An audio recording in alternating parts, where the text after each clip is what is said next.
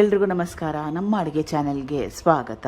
ಇವತ್ತಿನ ವಿಶೇಷ ಹೋಟೆಲ್ ಶೈಲಿಯಲ್ಲಿ ಅಥವಾ ಮದುವೆ ಮನೆ ಶೈಲಿಯಲ್ಲಿ ಮೃದುವಾಗಿರೋ ಸೆಟ್ ದೋಸೆ ಮತ್ತೆ ಅದ್ರ ಜೊತೆಗೆ ರುಚಿಕರವಾಗಿರೋ ಅಂತ ವೆಜಿಟೇಬಲ್ಸ್ ಹಾಗೂ ಮೊದಲ ಸ್ಟೆಪ್ ಅಲ್ಲಿ ಸೆಟ್ ದೋಸೆಗೋಸ್ಕರ ಹಿಟ್ಟನ್ನ ರೆಡಿ ಮಾಡ್ಕೋಬೇಕು. ಇದು ದಪ್ಪಕ್ಕಿ ಸುಮಾರು ಒಂದು 3 ಗ್ಲಾಸ್ ಅಷ್ಟು ಅಥವಾ 3/4 kg ಅಷ್ಟು. ದೋಸೆ ಅಕ್ಕಿ, ರೇಷನ್ ಅಕ್ಕಿ ಯಾವುದಾದ್ರೂ ಪರವಾಗಿಲ್ಲ. ಗ್ಲಾಸ್ ಏನಾದರೂ ತುಂಬಾನೇ ಜಾಸ್ತಿ ದೊಡ್ಡದಿದೆ ಅನ್ಸಿದ್ರೆ ಸಣ್ಣ ಗ್ಲಾಸ್ನೋ ಅಥವಾ ಸಣ್ಣ ಬಟ್ಲನೋ ಉಪಯೋಗ ಮಾಡಿ. 3 ಬಟ್ಲನ್ನ ಅಥವಾ 3 ಗ್ಲಾಸ್ನ ಉಪಯೋಗ ಮಾಡಿ. ರೆಸಿಪಿನ ಟ್ರೈ ಮಾಡಂಗಿದ್ರೆ ಮೆಷರ್ಮೆಂಟ್ನ ಅಳತೆನ ದಯವಿಟ್ಟು ಫಾಲೋ ಮಾಡಿ. 1 ಗ್ಲಾಸ್ ಅಷ್ಟು ಗಟ್ಟಿ ಅವಲಕ್ಕಿ, ಪೇಪರ್ ಅವಲಕ್ಕಿ ಆದರೂ ಪರವಾಗಿಲ್ಲ. ಅದೇ ಗ್ಲಾಸಲ್ಲಿ 3/4 ಗ್ಲಾಸ್ ಅಷ್ಟು ಉದ್ದಿನ ಬೇಳೆ, ಸಣ್ಣ ಚಮಚದಲ್ಲಿ 1 ಚಮಚದಷ್ಟು ಮೆಂತ್ಯ. ಅವಲಕ್ಕಿನ ಬೇಕಾದರೆ ರುಬ್ಕೊಳ್ಳೋಕೆ ಅರ್ಧ ಗಂಟೆ ಮುಂಚೆ ನೆನೆ ಹಾಕೋಬೋದು. ನಾನೆಲ್ಲ ಒಟ್ಟಿಗೆ ನೆನೆ ಹಾಕ್ಕೊಳ್ತಾ ಇದ್ದೀನಿ, ಕೆಲಸ ಕಡಿಮೆ ಆಗಲಿ ಅಂತ. 2 ರಿಂದ 3 ಸಲ ಚೆನ್ನಾಗಿ ಕ್ಲೀನ್ ಮಾಡ್ಕೋಬೇಕು, ತೊಳಿಬೇಕು. ತೊಳೆದಿದ್ದಾಗಿದೆ. ನೀರನ್ನ ಸೇರಿಸ್ತಾ ಇದ್ದೀನಿ. ಇದನ್ನು ಸುಮಾರು ಒಂದು 5 ರಿಂದ 6 ಗಂಟೆಗಳ ಕಾಲ ನೆನೆ ಹಾಕಬೇಕು.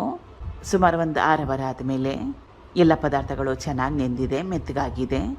ರುಬ್ಕೋತಾ ಇದ್ದೀನಿ. ರುಬ್ಬಿದ್ದಾಗಿದೆ. ಎಲ್ಲ ರುಬ್ಕೊಂಡ್ಮೇಲೆ 1-2 ನಿಮಿಷ ಚೆನ್ನಾಗಿ ಕಲಿಸ್ಕೊಂಡ್ಬಿಡ್ಬೇಕು. ಯಾಕಂದರೆ ಒಂದು ಸಲ ಕಡಿಮೆ ನೀರು ಹಾಕಿ ರುಬ್ಬಿರ್ತೀವಿ, ಒಂದು ಸ್ವಲ್ಪ ಜಾಸ್ತಿ ನೀರು ಹಾಕೊಂಡು ರುಬ್ಬಿರ್ತೀವಲ್ಲ, ಕೊನೆಯಲ್ಲಿ ಚೆನ್ನಾಗಿ ಕಲಿಸ್ಕೊಳ್ಳೋದ್ರಿಂದ ಎಲ್ಲ ಕರೆಕ್ಟಾಗಿ ಹೊಂದ್ಕೊಳ್ಳುತ್ತೆ. ನಾನು ಈಗಲೇ ಉಪ್ಪನ್ನ ಹಾಕ್ತಾ ಇಲ್ಲ. ಉಪ್ಪು ಹಾಕೋದ್ರಿಂದ ಹಿಟ್ಟು ಬೇಗ ಹುಳಿ ಬರುತ್ತೆ. ಸುಮಾರು ಒಂದು 10 ಅವರ್ ಹಿಟ್ಟನ್ನ ಫರ್ಮೆಂಟೇಷನ್ ಮಾಡ್ಕೊಂಡ್ಮೇಲೆ ಹಿಟ್ಟು ಚೆನ್ನಾಗಿ ಹುಳಿ ಬಂದಿದೆ. ಸುಮಾರು ಒಂದು 6 ದೋಸೆಗಾಗಷ್ಟು ಹಿಟ್ಟನ್ನ ತೆಗೆದಿಟ್ಕೊಂಡಿದ್ದೀನಿ. ಎಲ್ಲ ಹಿಟ್ಟಿಗೆ ನಾನು ಉಪ್ಪನ್ನ ಹಾಕ್ಕೊಳ್ತಾ ಇಲ್ಲ. ಈ ರೀತಿ ಮಾಡೋದ್ರಿಂದ ಹಿಟ್ಟು ಸುಮಾರು ಒಂದು 8 ದಿನ ಚೆನ್ನಾಗಿರುತ್ತೆ, ಉಪಯೋಗ ಮಾಡ್ಬೋದು. ಹುಳಿ ಜಾಸ್ತಿ ಬರೋದಿಲ್ಲ. ಬೇರೆ ಪದಾರ್ಥಗಳನ್ನ ಸೇರಿಸ್ಕೊಳ್ಳೋಣ. ರುಚಿಗೆ ತಕ್ಕಷ್ಟು ಉಪ್ಪು, ಸ್ವಲ್ಪ ಸಕ್ಕರೆನ ಆಪ್ಷನಲ್ ಆಗಿ ಇಟ್ಕೊಳ್ಳಿ. ನಿಮ್ಗೆ ಇಷ್ಟ ಇಲ್ಲ ಅಂದರೆ ಹಾಕ್ಕೊಳ್ಳಿಲ್ಲ ಅಂದರೂ ಪರವಾಗಿಲ್ಲ. ಅಕ್ಕಿ ಹಿಟ್ಟು ಸುಮಾರು ಒಂದು 2 ರಿಂದ 3 ಟೇಬಲ್ ಸ್ಪೂನ್ ಅಷ್ಟು. ಅಕ್ಕಿ ಹಿಟ್ಟನ್ನ ಯಾಕೆ ಹಾಕ್ಕೊಳ್ಳೋದಂದರೆ ಮೇಲ್ಗಡೆ ಲೇಯರ್ ಏನಿರುತ್ತಲ್ಲ ಅದು ಕ್ರಿಸ್ಪಿಯಾಗಿ ಬರುತ್ತೆ, ಒಳಗಡೆ ಹತ್ತಿ ಥರ ಸಾಫ್ಟಾಗಿ ಚೆನ್ನಾಗಿ ಬರುತ್ತೆ. ಅಕ್ಕಿ ಹಿಟ್ಟನ್ನ ಹಾಕ್ಕೊಂಡು ಒಂದು ಸಲ ಮಾಡಿ ನೋಡಿ, ಸೇಮ್ ಹೋಟೆಲ್ ಥರನೇ ಬರುತ್ತೆ. ಈ ಪದಾರ್ಥಗಳನ್ನೆಲ್ಲ ಹಾಕಿದ್ಮೇಲೆ ಚೆನ್ನಾಗಿ ಕಲಿಸ್ಕೊಂಡ್ಬಿಡ್ಬೇಕು. 1 ಗಂಟೆ ಇರಬಾರ್ದು. ಮುಖ್ಯವಾಗಿ ಸೆಟ್ ದೋಸೆ ಹಿಟ್ಟು ತೆಳುವಾಗಿರಬೇಕು, ಗಟ್ಟಿಯಾಗಿರಬಾರ್ದು. ಹಿಟ್ಟೇನಾದರೂ ಗಟ್ಟಿ ಹಾಕೋದ್ರೆ ಸೆಟ್ ದೋಸೆ ಮೃದುವಾಗಿ ಬರಲ್ಲ, ಗಟ್ಟಿ ಬರುತ್ತೆ. ತೋರಿಸ್ತಾ ಇರೋದು ಪರ್ಫೆಕ್ಟಾಗಿರೋ ಕನ್ಸಿಸ್ಟೆನ್ಸಿ. ನಿಮಗೆ ಮತ್ತಷ್ಟು ಮೃದುವಾಗಿ ಬೇಕು, ಸಾಫ್ಟಾಗಿ ಬೇಕನ್ನಂಗಿದ್ರೆ ಇದಕ್ಕೆ ಸ್ವಲ್ಪ ಚಿಟಿಕೆಯಷ್ಟು ಅಡುಗೆ ಸೋಡಾನ ಕೂಡ ಸೇರಿಸ್ಕೋಬೋದು. ನಾನೇನು ಹಾಕ್ತಾ ಇಲ್ಲ. ಹೆಂಚಿನ ಮೊದಲೇ ಕಾಯಕ್ಕಿಟ್ಕೊಂಡಿದ್ದೆ. ಹೆಂಚು ಚೆನ್ನಾಗಿ ಕಾದಿರಬೇಕು. ದೋಸೆ ಹಾಕೊಳ್ಳೋವಾಗ ಸಣ್ಣೂರಿಲಿ ಇಟ್ಕೊಳ್ಳಿ, ಲೋ ಫ್ಲೇಮ್ನಲ್ಲಿ ಇಟ್ಕೊಳ್ಳಿ. ಸೆಟ್ ದೋಸೆನ ಹರಡೋ ಅವಶ್ಯಕತೆ ಇಲ್ಲ, ದಪ್ಪನೇ ಇರಲಿ. ಎಣ್ಣೆ, ನಾನ್ ಸ್ಟಿಕ್ ತವ ಇದ್ದರೆ ಎಣ್ಣೆ ಹಾಕ್ಕೊಳ್ದೆ ಕೂಡ ಮಾಡ್ಕೋಬೋದು. ಮುಚ್ಚಿಡಬೇಕು. ಒಂದು ಕಡೆ ಚೆನ್ನಾಗಿ ಬೆಂದ ಮೇಲೆ ತಿರುವಾಕೋತಾ ಇದ್ದೀನಿ. 2 ಕಡೆ ಚೆನ್ನಾಗಿ ಬೇಯಿಸ್ಕೋಬೇಕು. ಆದರೆ ತುಂಬಾ ಜಾಸ್ತಿ ಹೊತ್ತು ಬೇಯಿಸ್ಕೊಳಕ್ಕೆ ಹೋಗಬೇಡಿ. ಜಾಸ್ತಿ ಹೊತ್ತು ಬೇಯಿಸ್ಕೊಂಡ್ರೆ ದೋಸೆ ಗಟ್ಟಿ ಬರುತ್ತೆ, ಮೃದುವಾಗಿ ಬರಲ್ಲ, ಸಾಫ್ಟಾಗಿ ಬರಲ್ಲ. ಈಗ ಇದಾಗಿದೆ. ಎಷ್ಟು ಪರ್ಫೆಕ್ಟಾಗಿ ಬಂದಿದೆ ನೋಡಿ. ಸೆಟ್ ದೋಸೆ ರೆಡಿಯಾಗಿದೆ. ಇದಕ್ಕೆ ವೆಜಿಟೇಬಲ್ಸ್ ಸಾಗು ಅಥವಾ ತರಕಾರಿ ಸಾಗುನ ರೆಡಿ ಮಾಡ್ಕೊಳ್ಳೋಣ. ಮೊದಲನೇ ಸ್ಟೆಪ್ಪಲ್ಲೇ ರುಬ್ಕೋತಾ ಇದ್ದೀನಿ. ಸಣ್ಣ ಜಾರ್ನ ತಗೊಳ್ಳಿ, ಇದು ತುಂಬಾ ಮುಖ್ಯ. ಸಣ್ಣ ಜಾರ್ ಉಪಯೋಗ ಮಾಡೋದ್ರಿಂದ ಎಲ್ಲ ಪದಾರ್ಥಗಳು ಚೆನ್ನಾಗಿ ನುಣ್ಣಗೆ ಬೇಗ ಆಗೋಗುತ್ತೆ. 1 ಟೇಬಲ್ ಸ್ಪೂನಷ್ಟು ಕೊತ್ತಂಬರಿ ಬೀಜ ಅಥವಾ ಧನಿಯಾ, ಹುರ್ಕೊಳ್ಳೋ ಅವಶ್ಯಕತೆ ಇಲ್ಲ, ಡೈರೆಕ್ಟಾಗಿ ಉಪಯೋಗ ಮಾಡ್ಬೋದು.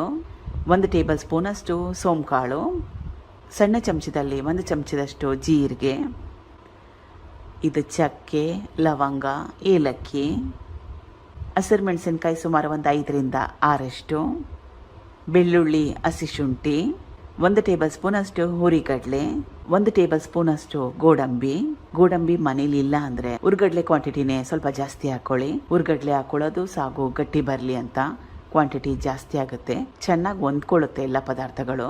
ಸಣ್ಣ ಬಟ್ಲಲ್ಲಿ 1 ಬಟ್ಲಷ್ಟು ಹಸಿ ತೆಂಗಿನ ತುರಿ ಅಥವಾ ಸಣ್ಣ ತೆಂಗಿನಕಾಯಲ್ಲಿ ಅರ್ಧ ಹೋಳಷ್ಟನ್ನ ಉಪಯೋಗ ಮಾಡಿದ್ದೆ. ಸ್ವಲ್ಪ ನೀರು, ಚೆನ್ನಾಗಿ ನುಣ್ಣಗೆ ರುಬ್ಕೋಬೇಕು. ಸಣ್ಣ ಜಾರ್ನ ಉಪಯೋಗ ಮಾಡಿ, ಬೇಗ ನುಣ್ಣಗಾಗುತ್ತೆ.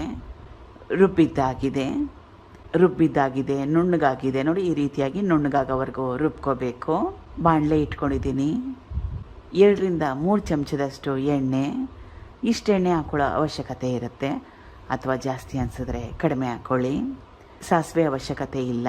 ಸಣ್ಣದಾಗಿ ಕಟ್ ಮಾಡಿ ಇಟ್ಕೊಂಡಿರೋ ಒಂದು ದೊಡ್ಡ ಈರುಳ್ಳಿ ಹಸಿ ವಾಸನೆ ಹೋದರೆ ಸಾಕು. ತುಂಬಾನೇ ಜಾಸ್ತಿ ಕೆಂಪಾಗಿ ಹುರ್ಕೊಳ್ಳೋ ಅವಶ್ಯಕತೆ ಇಲ್ಲ. ಮೀಡಿಯಂ ಫ್ಲೇಮ್ನಲ್ಲಿ 2 ನಿಮಿಷ ಹುರಿದ್ರೆ ಸಾಕಾಗತ್ತೆ. ಈರುಳ್ಳಿನ ಹುರಿದಿದ್ದಾಗಿದೆ. ಸಣ್ಣದಾಗಿ ಕಟ್ ಮಾಡಿ ಇಟ್ಕೊಂಡಿರೋ ಒಂದು ಮೀಡಿಯಂ ಸೈಜ್ ಟೊಮೆಟೊ ಹಾಕಿದ್ಮೇಲೆ ಚೆನ್ನಾಗಿ ಕಲಿಸ್ಕೊಂಡು ಟೊಮೆಟೊ ಮೆತ್ತಗಾಗೋವರೆಗೂ ಬೇಯಿಸ್ಕೋಬೇಕು. ಬೇಗ ಬೆಂದೋಗುತ್ತೆ. 2 ನಿಮಿಷ ಮೀಡಿಯಂ ಫ್ಲೇಮ್ನಲ್ಲಿ ಬೇಯಿಸ್ಕೊಂಡ್ರೆ ಸಾಕು. ಟೊಮೆಟೊ ಬೆಂದಿದೆ. ರುಬ್ಕೊಂಡಿದ್ನಲ್ಲ ಮಸಾಲ, ಅದು ಸ್ವಲ್ಪ ನೀರು ಹಾಕ್ಕೊಂಡು ಕನ್ಸಿಸ್ಟೆನ್ಸಿನ ಅಡ್ಜಸ್ಟ್ ಮಾಡ್ಕೋಬೇಕು. 1 ಟೇಬಲ್ ಸ್ಪೂನ್ ಅಷ್ಟು ಗರಂ ಮಸಾಲ, ಯಾವ ಕಂಪನಿದಾದರೂ ಪರವಾಗಿಲ್ಲ, ಮನೇಲಿ ಮಾಡಿರೋದಾದರೂ ಪರವಾಗಿಲ್ಲ. ಚೆನ್ನಾಗಿ ಕಲಿಸ್ಕೊಂಡು ಮಸಾಲೆಲಿರೋ ಹಸಿ ವಾಸನೆ ಹೋಗೋವರೆಗೂ ಬೇಯಿಸ್ಕೋಬೇಕು, ಕುದಿಸ್ಕೋಬೇಕು ಚೆನ್ನಾಗಿ. ಇದನ್ನ ಕಲಿಸ್ತಾನೆ ಇರಬೇಕು, ಇಲ್ಲಾಂದರೆ ತಳ ಸೀದೋಗುತ್ತೆ. ಈಗ ರುಬ್ಕೊಂಡಿರೋ ಮಸಾಲಾನ ಚೆನ್ನಾಗಿ ಬೇಯಿಸ್ಕೊಂಡಿದ್ದಾಗಿದೆ, ಕುದೀತಾ ಇದೆ.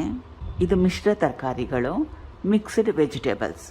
ಹುರುಳಿಕಾಯಿ, ಕ್ಯಾರೆಟು, ಹಸಿ ಬಟಾಣಿ, ಗಡ್ಡೆಕೋಸು ಅಥವಾ ನವಲ್ಕೋಸು ಅಂತಾರಲ್ಲ, ಅದನ್ನು ಉಪಯೋಗ ಮಾಡಿದ್ದೆ. ನೀರನ್ನ ಹಾಕ್ಕೊಂಡು ಕನ್ಸಿಸ್ಟೆನ್ಸಿನ ಅಡ್ಜಸ್ಟ್ ಮಾಡ್ಕೋಬೇಕು. ತುಂಬಾ ಜಾಸ್ತಿ ಗಟ್ಟಿಯಾಗಿ ಮಾಡ್ಕೊಳಕ್ಕೆ ಹೋಗ್ಬೇಡಿ, ಸ್ವಲ್ಪ ನೀರನ್ನ ಜಾಸ್ತಿ ಹಾಕೊಳ್ಳಿ. ತಣ್ಣಗಾದ ನಂತರ ಇದ್ರ ಕನ್ಸಿಸ್ಟೆನ್ಸಿ ಗಟ್ಟಿ ಬರುತ್ತೆ. ಹುರ್ಗಡ್ಲೆ ಹಾಕಿರ್ತೀವಲ್ಲ, ಅದಕ್ಕೋಸ್ಕರ.